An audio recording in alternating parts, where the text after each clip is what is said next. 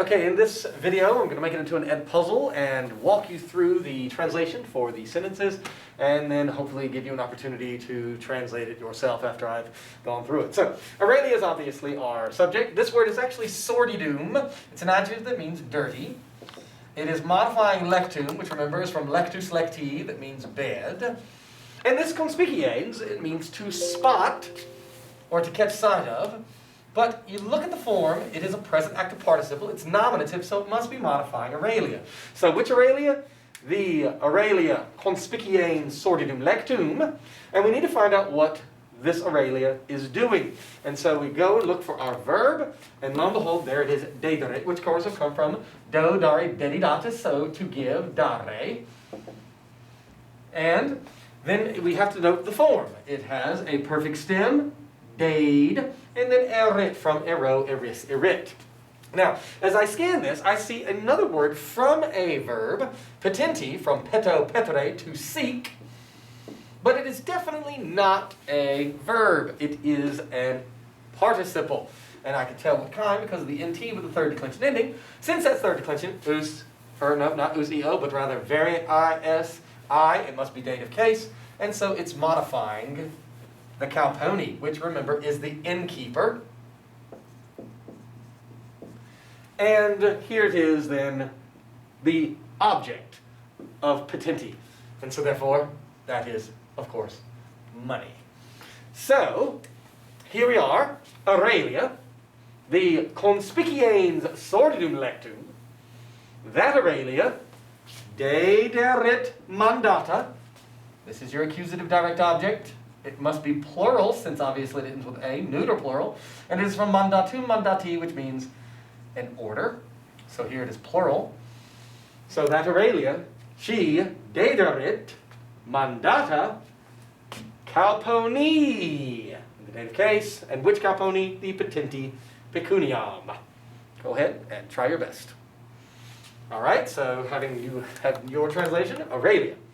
Spotting the dirty bed, Aurelia, she will have given orders to the innkeeper seeking money. And she will have done this ante quam. That, of course, means before.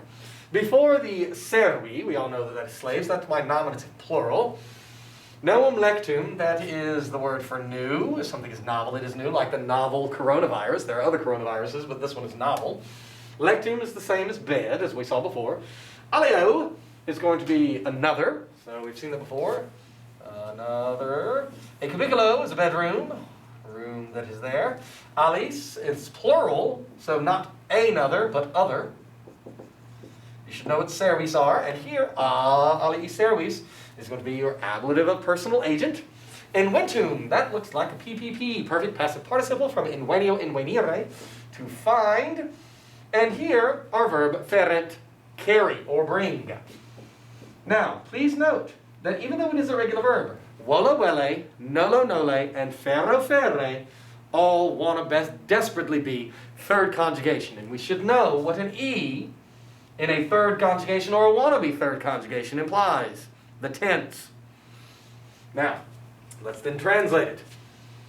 Aurelia will have given those orders ante quam servi ferent non lectum the lectum inventum in alio cubiculo a aliis servis. Do your best at your translation. She will have given orders before the slaves will bring a new bed. A bed having been found in another bedroom by other slaves. So hopefully your translation was close. Let's look at number 2. In this one, Caupo, a servis, alium, lectum, so forth and so on. Now, please note first and foremost the Caupo. That looks as though it would be dative or ablative. Us, eo, it is not. So if you look over here at my chart, it is not Caupo here, it is not Caupo here, but it is Caupo there. Caupo, Cauponis, Cauponi, Cauponim, and so forth and so on. Which third declension, Caup, is the, or Caupone, is the innkeeper. A Caupona is the inn itself, the hotel. So, Caupo. That would be my nominative subject, and like I said, it is the innkeeper. And so I'm going and looking, and so a servis, do I have a passive expression? I do. So we know that's the ablative of personal agent.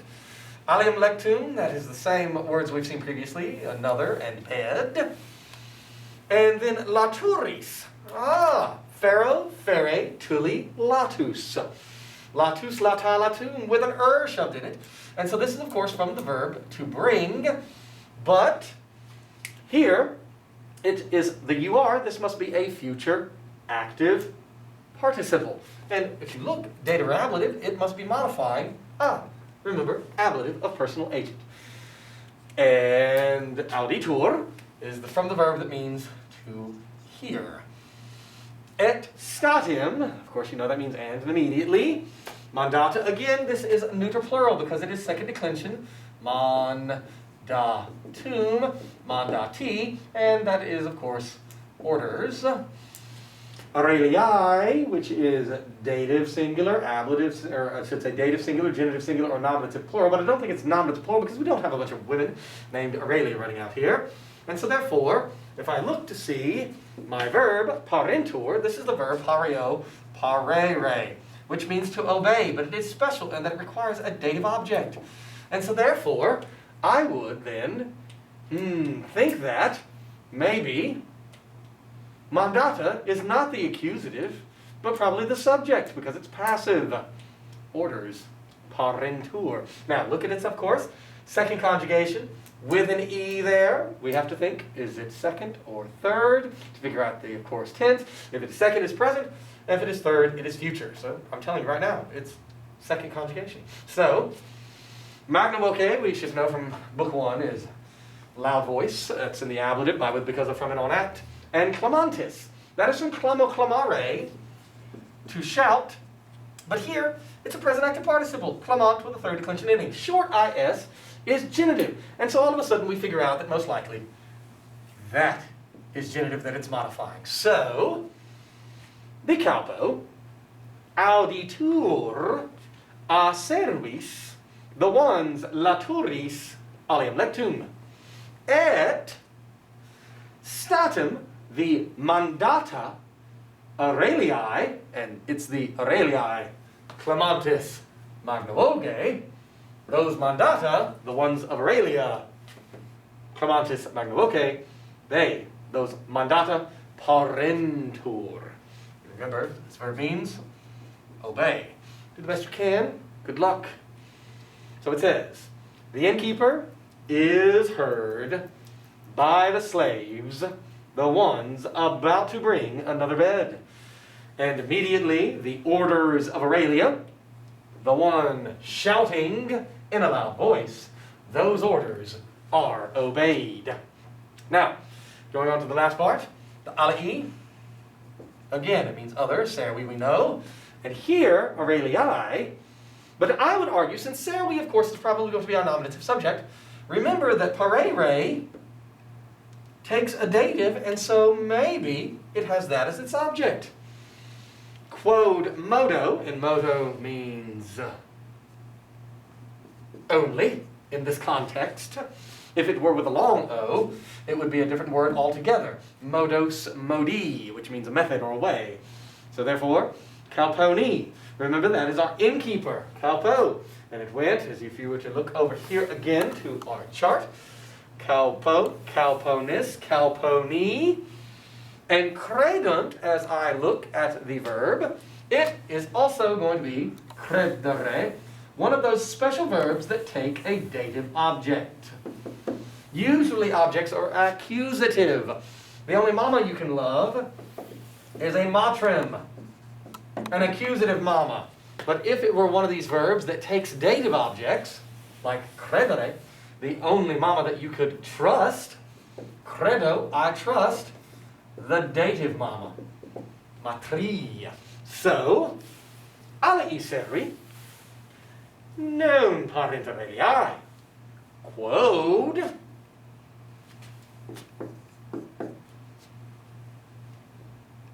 credunt modo Cauponi. Good luck. The other slaves do not obey Aurelia, the object, because they only obey the innkeeper, which is, of course, the dative case object there.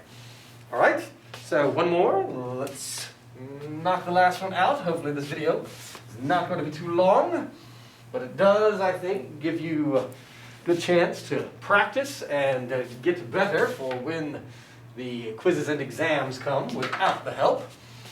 Ferentes, from fero, fere, tililatus. It is a present active participle.